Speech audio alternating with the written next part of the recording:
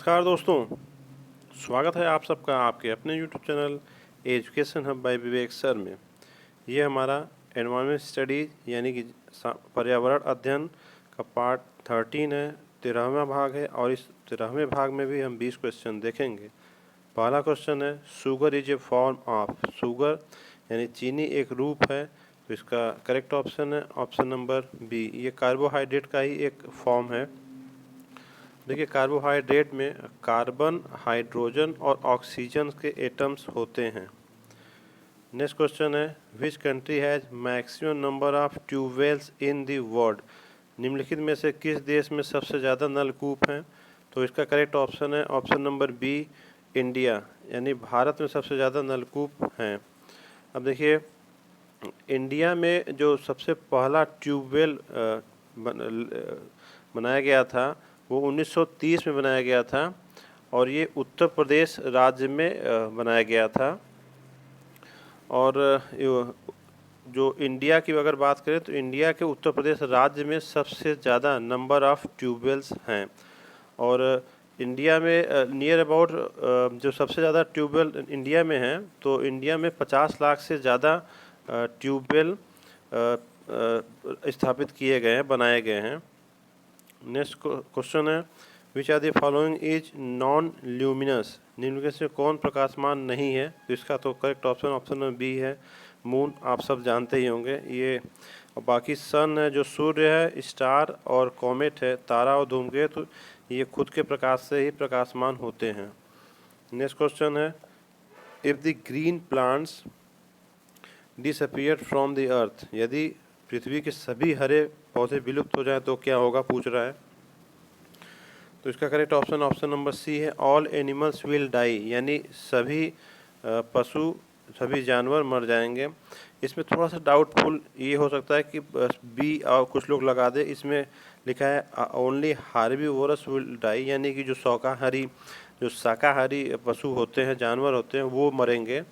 लेकिन अगर शाकाहारी पशु मर गए तो शाकाहारी पशुओं को ही मांसाहारी खाते हैं, तो वो भी तो मर जाएंगे। अगर यहाँ पे ऑप्शन ये होता कि सभी प्राणी नष्ट हो जाएंगे, सब मर जाएंगे, तो वो भी सही होता। नेक्स्ट क्वेश्चन है, in services output India is at which position. यानी कि सेवा प्रदान करने में भारत देश किस स्थान पर है? तो इसका करेक्ट ऑप्शन है ऑप्शन नंबर सी, 8वें स्थान पर है भारत देश। अब देखिए, सेवा प्रदान करने यानी आउटपुट सर्विसेज में पहले नंबर पे है कौन सा देश, ये माइंड में आता होगा कि कौन सा पहले नंबर पे है। तो पहले नंबर पे अमेरिका है, यानी कि यूनाइटेड स्टेट्स पहले नंबर पे है। दूसरे नंबर पे चाइना है, तीसरे पे जापान है, चौथे पे जर्मनी है, पाँचवें पे यूनाइटेड किंगडम है, इसको यूके बोलते हैं, छठवें पे फ्रांस है और सातवें पे ब्राज़ील है। नेक्स्ट क्वेश्चन है, विच of the following problem is not created by noise pollution. निम्नलिखित में से कौन सी समस्या ध्वनि प्रदूषण द्वारा उत्पन्न नहीं होती है? तो इसका करेक्ट ऑप्शन है option number B, diarrhoea. Diarrhoea देखिए, प्रदूषित जल पीने की वजह से ये बीमारी होती है। बाकी जो प्रॉब्लम है, हाइपरटेंशन, डिफनेस और इरिटेशन, यानी उच्च रक्तचाप, बहरापन, क्रोध, चिड़चिड़ापन, ये सब नॉइस पोल्यूशन की ही देन है। नेक्स्ट क्वेश्चन है आपका 247 number, which part of plants evaporates water. कौन सा पौधे का कौन सा भाग जल छोड़ता है? तो ये सब आप लोग जानते होंगे, जो पौधे को पत्तियां होती हैं पेड़ पौधों की, वो जल छोड़ती हैं, वहाँ उससे निकलता है। लेकिन यहाँ ऑप्शन में पत्ती नहीं है, तो इसका करेक्ट ऑप्शन है ऑप्शन नंबर ए, स्टोमेटा। स्टोमेटा द्वारा जल छोड़ते हैं पौधे। अब देखिए, स्टोमेटा होता क्या है, ये जो पत्तियों में छोटे छोटे छिद्र होते हैं, उसको टिनी पोर्स बोलते हैं, उसको ही स्टोमेटा बोलते हैं। इसीलिए इस क्वेश्चन को ट्रिकी बना दिया। अगर यहाँ लीव्स यानी पत्ती लिखी होता तो आराम से इस क्वेश्चन को लोग सॉल्व कर लेते। नेक्स्ट क्वेश्चन है, in which of the following sound travels fastest. निम्नलिखित से किसमें ध्वनि सबसे तेज प्रवाहित होती है? तो इसका तो आप लोग जानते होंगे, सबसे तेज सॉलिड में होता है, ऑप्शन नंबर ए सही है। अब इस तरह के क्वेश्चन देखिए बहुत इजी थे, लेकिन अगर यहाँ पे क्वेश्चन दे दे कि सॉलिड ना दे के कुछ और ऑप्शन दे दें, जैसे हैवी वाटर दिया और हैवी ग्लास दे दिया, लाइट वाटर दे दिया, या फ्रेश वाटर दे दिया और साल्टेड वाटर दे दिया, खारा पानी, तो वहाँ पे कंफ्यूजन हो सकता है। तो इसको देखते हैं। देखिए ठोस में भी ये सब है, एल्युमिनियम है, निकल है, स्टील है, आयरन है, ये सब अगर है तो एल्युमिनियम में सबसे ज़्यादा स्पीड होगी साउंड की 6420, निकल में है 6040, स्टील है ये मीटर पर सेकेंड में है, आयरन है 5950, ब्रास है 4700 और ग्लास में ये फ्लिंट ग्लास है और 3980। अब ये देखिए ग्लास में भी दो पार्ट कर दें, अगर ऑप्शन में ट्रिकी बनाना हो, टफ बनाना हो क्वेश्चन, तो अगर ग्लास में हैवी ग्लास कर दिया और लाइट ग्लास कर दिया तो लाइट ग्लास में साउंड की स्पीड ज़्यादा होती है, ये याद रखिएगा। देखिए लिक्विड में देख लेते हैं, द्रव में वाटर, अब ये देखिए सी है, ये खारा पानी है और ये वाटर डिस्टिल वाटर यानी फ्रेश वाटर है। तो जो खारा पानी है उसमें 1531 मीटर पर सेकेंड होता है साउंड का स्पीड, यानी ये वही मैंने बताया कि खारे पानी में स्पीड ज़्यादा होती है। इस तरह से एथेनॉल है, मिथेनॉल है, ये सब हम आप लोग देख लीजिए। बाकी गैसेस में हाइड्रोजन में स्पीड सबसे ज़्यादा होती है साउंड की, 1284 मीटर पर सेकेंड होती है। इस तरह से, और नॉर्मली देखा जाए कि एयर में अगर कहा जाए तो एयर में 343 भी मैंने कहीं कहीं देखा हुआ है, और या 346 331 भी एक दो एग्जाम में मैंने देखा है। तो 300 समथिंग करके अगर कुछ रहे 343 346 तो वो गैस की स्पीड होती है गैस में। इस तरह से ऑक्सीजन का 316 है, सल्फर डाइऑक्साइड का 213 है, 316 है ऑक्सीजन का। तो इस तरह से अगर आप लोग के क्वेश्चन में हाइड्रोजन, अगर लिक्विड गैसेस का ही पूछ लिया तो हाइड्रोजन में सबसे ज़्यादा होगा, और अगर लिक्विड में पूछा तो खारे पानी में सबसे ज़्यादा स्पीड होगी, और ठोस में होगा तो एल्युमिनियम में, अगर एल्युमिनियम ऑप्शन है, अगर डायमंड ऑप्शन है तो डायमंड ही लगाएंगे, क्योंकि सबसे ज़्यादा स्पीड जो साउंड की होती है वो डायमंड में होती है, 12000 मीटर पर सेकेंड होती है साउंड की स्पीड। नेक्स्ट क्वेश्चन देखिए, मोस्ट सुटेबल इकोसिस्टम इज, सबसे अनुकूल पारिस्थितिकी तंत्र है, तो इसका करेक्ट ऑप्शन है ऑप्शन नंबर सी, ओशन यानी समुद्र। देखिए ओशन यानी समुद्र सबसे अनुकूल पारिस्थितिक तंत्र है और सबसे बड़ा पारिस्थितिक तंत्र भी है। अगर क्वेश्चन में आता है तो ये आप लोग लगा सकते हैं, सबसे बड़ा पारिस्थितिक तंत्र कौन है, ओशन। अब देखिए नेक्स्ट क्वेश्चन है 250 number, the first biocide used on a large scale was, यानी प्रथम बायोसाइड जो भारत में बड़े पैमाने पर उपयोग किया गया, तो इसका करेक्ट ऑप्शन है ऑप्शन नंबर ए, DDT। देखिए ये इंसेक्टिसाइड था, यूज हुआ था बहुत बड़े पैमाने पर, लेकिन आज के ज़माने में आज के समय में ये यूज नहीं किया जाता, क्योंकि इससे इन्वायरमेंट पे बहुत ज़्यादा गलत प्रभाव पड़ रहा था, और इसमें विषैले पदार्थ ट्रांसमिट हो जा रहे थे पौधों से इंसानों में। और ये DDT की खोज 1939 में यानी 1939 में पॉल हरमन मूलर ने की थी। और DDT का फुल फॉर्म क्या होता है, dichloro diphenyl trichloroethane. Next question है, contamination of radio active materials are dangerous because it causes, radio active सामग्री जो होती है वो जो प्रदूषण फैलाता है, खतरनाक होता है, क्यों? तो इसका करेक्ट ऑप्शन है ऑप्शन नंबर सी, जीनी म्यूटेशन, यानी जीन में उत्परिवर्तन कर देता है। जीन आप लोग समझते होंगे, एक जनरेशन से दूसरे जनरेशन में जो सारी क्वालिटीज़ होती है वो ट्रांसफ़र होती है, वो जीन्स के कारण ही होती है। अगर उसमें परिवर्तन कर दिया तो बहुत बड़ा परिवर्तन हो जाता है, जो कि चेंज नहीं किया जा सकता। इस तरह से आप लोग कोरोना वायरस का भी आप लोग सुनते होंगे, डबल म्यूटेंट आया है, म्यूटेशन आया है, तो वही चीज़ है कि उसका नेक्स्ट जनरेशन परिवर्तित करके वो और भी ज़्यादा खतरनाक हो गया है वो। नेक्स्ट क्वेश्चन है, chemical causing bone cancer and D generation of tissues is, cancer और ऊतकों का अधः पतन किस रसायन द्वारा होता है? तो इसका correct option option number D, SR90। देखिए SR90 का जो फुल फॉर्म है वो है स्ट्रोटियम, स्ट्रोंटियम 90 है।